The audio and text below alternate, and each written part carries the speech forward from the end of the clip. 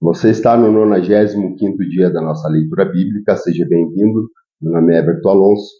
Eu quero pedir que você possa deixar o teu curtir, o teu compartilhar, ativar o sininho de notificações e também comentar abaixo o que você está achando, se tiver alguma dúvida, para que nós possamos esclarecer para você. Hoje nós iremos ler Levítico no capítulo 8, iremos até Salmo no capítulo 9, vamos até Provérbios no capítulo 23 e, por fim, nós iremos a carta do apóstolo Paulo em 1 Tessalonicenses no capítulo 2.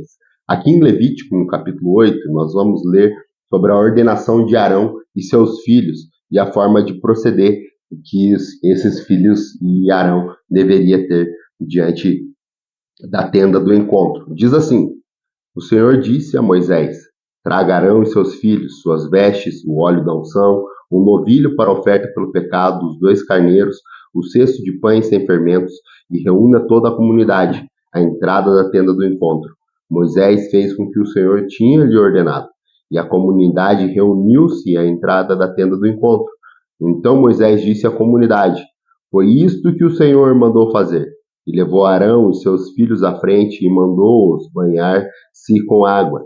Pôs a túnica em Arão, colocou-lhe o cinto e lhe deu o manto e pôs sobre este o colete sacerdotal. Depois a ele prendeu o manto sacerdotal como um cinturão. Colocou também o peitoral, no qual pôs o urim e o tumim, e colocou o turbante na cabeça de Arão como lâmina de ouro, isto é, a coroa sagrada na frente do turbante, conforme o Senhor tinha ordenado a Moisés. Depois Moisés pegou o óleo da unção e ungiu o tabernáculo e tudo que nele havia, e assim os consagrou. Aspergiu 7 vezes o óleo sobre o altar, ungindo o altar e todos os seus utensílios e a bacia com seu suporte, para consagrá-los. Derramou o óleo da unção sobre a cabeça de Arão para ungí-lo e consagrá-los. Trouxe então os filhos de Arão à frente, vestiu-os com as suas túnicas e cintos e colocou-lhes gorros conforme o Senhor lhe havia ordenado.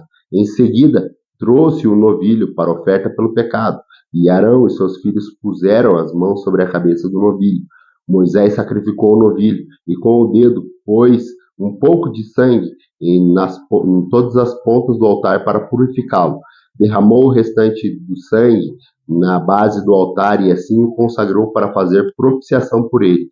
Moisés pegou também toda a gordura que cobre as vísceras, o lóbulo, o fígado e 2 rins com a gordura que cobre e os queimou no altar. Mas o novilho com o seu couro, a sua carne e o seu excremento queimará fora do acampamento, conforme o Senhor lhe havia ordenado. Mandou trazer também então o carneiro para o holocausto. Arão e seus filhos puseram a mão sobre a cabeça do carneiro. A seguir, Moisés sacrificou os carneiros e derramou o sangue do lado do altar. Depois cortou o carneiro pelos pedaços, queimou a cabeça e os pedaços e a gordura, lavou as vísceras e as pernas e queimou o carneiro inteiro sobre o altar, como holocausto, oferta de aroma agradável ao Senhor, preparada no fogo, conforme o Senhor lhe havia ordenado. A seguir, mandou trazer outro carneiro, o carneiro para a oferta da ordenação. E Arão e seus filhos colocaram as mãos sobre a cabeça do carneiro. Moisés sacrificou o carneiro e pôs um pouco de sangue na ponta da orelha direita de Arão, no polegar da mão direita, no polegar do seu pé direito. Moisés também mandou que os filhos de Arão se aproximassem, e sobre cada um pôs um pouco de sangue na ponta da orelha direita, no polegar da mão direita e no polegar do pé direito, e derramou o restante do sangue ao lado do altar. Apanhou a gordura, a cauda gorda, toda a gordura, derramou o restante, derramou o restante do sangue do lado do altar. Apanhou a gordura, a cauda gorda, toda a gordura que cobre as vísceras, o lóbulo do fígado, os 2 rins e a gordura que cobre a coxa direita. Então, do cesto dos pães sem fermento que estava perante o Senhor, apanhou um pão comum, feito com óleo e um pão fino, e colocou sobre as porções de gordura e sobre a coxa direita. Pôs tudo nas mãos de Arão e de seus filhos, e moveu esses alimentos perante o Senhor como gesto ritual de apresentação. Depois Moisés os pegou de volta pela mão deles e queimou tudo no altar, em cima do holocausto, como uma oferta de ordenação, preparada no fogo. de aroma agradável ao Senhor. Moisés pegou também o peito, que era a sua porção do carneiro da ordenação, e moveu perante o Senhor como um gesto ritual de apresentação, como o Senhor lhe havia ordenado. A seguir, pegou um pouco do óleo da unção, um pouco do sangue que estava no altar, e aspergiu sobre Arão e as suas vestes, bem como sobre os seus filhos e as suas vestes. Assim consagrou Arão e as suas vestes, seus filhos e as suas vestes. Moisés então disse a Arão e seus filhos: cozinhem a carne na entrada da tenda do encontro, onde deverão comer com o pão dos cestos da oferta da ordenação, conforme me foi ordenado. Arão e seus filhos deverão comê-la. Depois queime o restante da carne e do pão. Não saiam da entrada da tenda do encontro por 7 dias, até que se completem os dias da ordenação de vocês, pois essa cerimônia de ordenação durará 7 dias. O que se fez hoje foi ordenado pelo Senhor para fazer propiciação por vocês. Vocês terão que permanecer dia e noite à entrada da tenda do encontro por 7 dias e obedecer às exigências do Senhor, para que não morram, pois isso me foi ordenado. Arão e seus filhos fizeram tudo o que o Senhor tinha ordenado por meio de Moisés.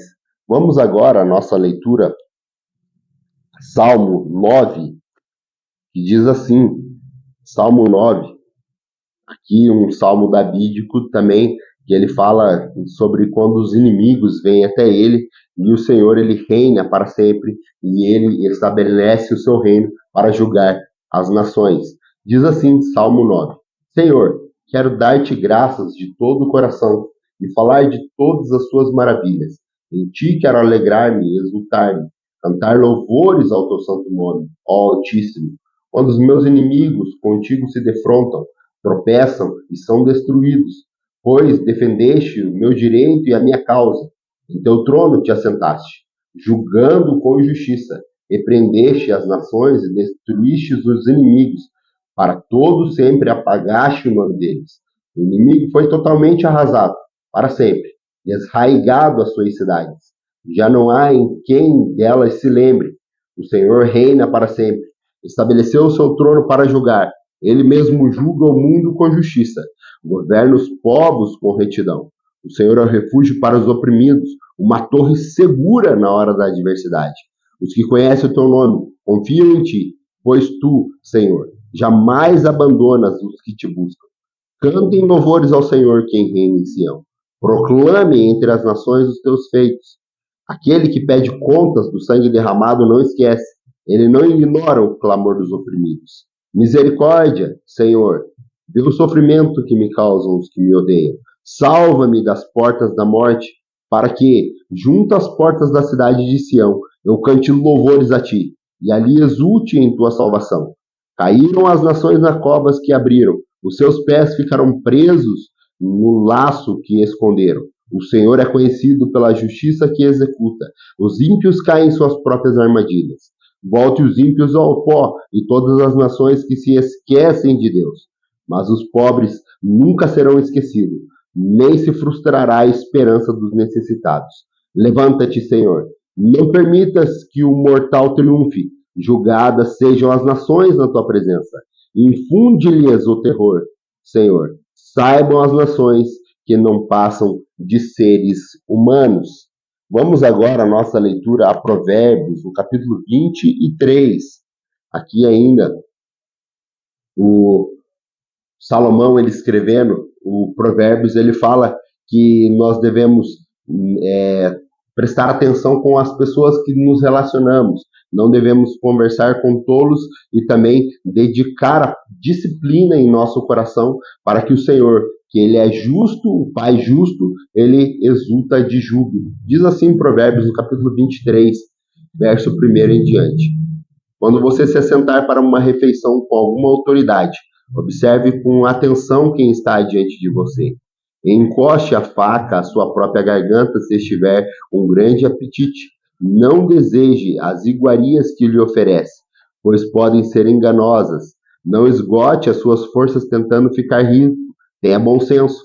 As riquezas desaparecem assim que você as contempla.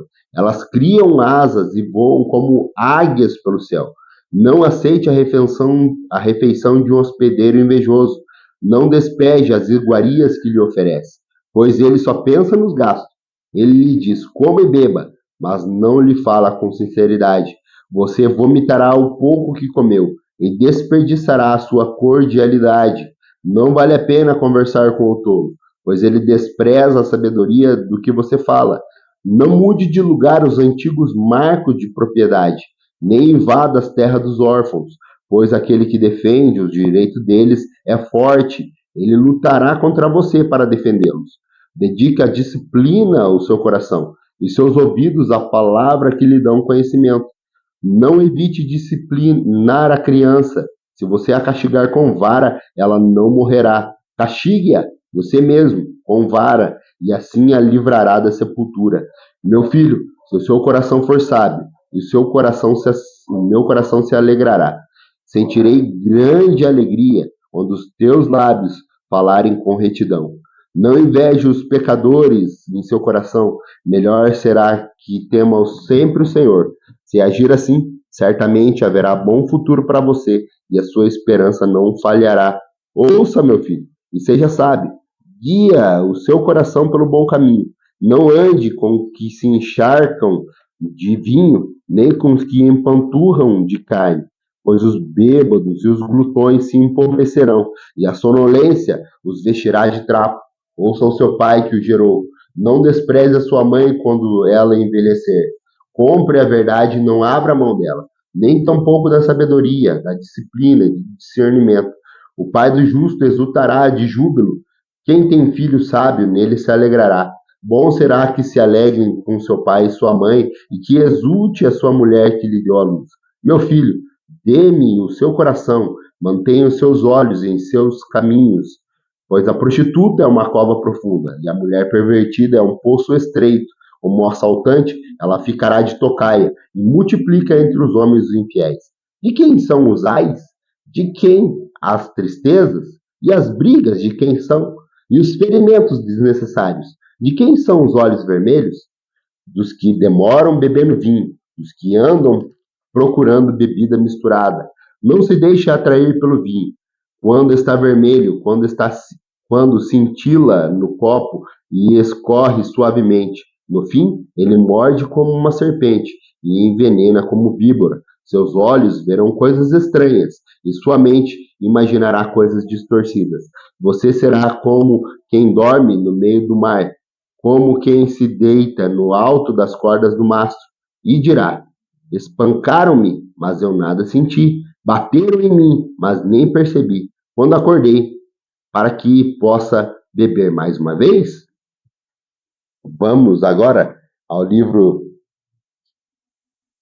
de Tessalonicenses, no capítulo 2, 1 Tessalonicenses, capítulo 2, onde o apóstolo Paulo ele fala do ministério dele em Tessalônica, e ele também fala da vontade, do desejo dele de rever os irmãos tessalônicos. Ele diz assim, 1 Tessalonicenses, no capítulo 2: Irmãos, vocês mesmos sabem que a visita que fizemos a vocês não foi útil, apesar de que tivemos coragem não foi útil, apesar de termos sido maltratados e insultados em Filipos. Como vocês sabem, com a ajuda de nosso Senhor Deus, tivemos coragem de anunciar o Evangelho de Deus a vocês em meio a muita luta, pois nossa exortação não tem origem no erro nem em motivos impuros, nem temos intenção de enganá-los. Ao contrário, como homens aprovados por Deus para confiar no Evangelho, não falamos para agradar pessoas, mas a Deus, que prova o nosso coração. Vocês bem sabem que a nossa palavra nunca foi de bajulação, nem de pretexto para ganância. Deus é testemunha. Nem buscamos reconhecimento humano, quer de vocês, quer dos outros. Embora, como apóstolo de Cristo, pudéssemos ter sido um peso, fomos bondosos quando estávamos entre vocês, como uma mãe que cuida de seus próprios filhos. Sentindo assim tanta afeição, decidimos dar a vocês não somente o Evangelho de Deus, mas também a nossa própria vida, porque vocês se tornaram muito amados por nós. Irmãos, certamente vocês se lembram do nosso trabalho esgotante e das nossas fadigas. Trabalhamos noite e dia para não sermos pesados a ninguém, enquanto pregávamos o Evangelho de Deus a vocês. Tanto vocês como Deus são testemunhas de como nos portamos de maneira santa, justa e irrepreensível entre vocês, os que creem, pois vocês sabem que tratamos cada um como um pai trata seus filhos, exortando, consolando e dando testemunho para que vocês vivam de maneira digna de Deus, que os chamou para o seu reino e glória. Também agradecemos a Deus sem cessar o fato de que, ao receberem de nossa parte a palavra de Deus, vocês a aceitaram, não como palavra de homens, mas conforme ela verdadeiramente é, como palavra de Deus, que atua com eficácia entre vocês, os que creem.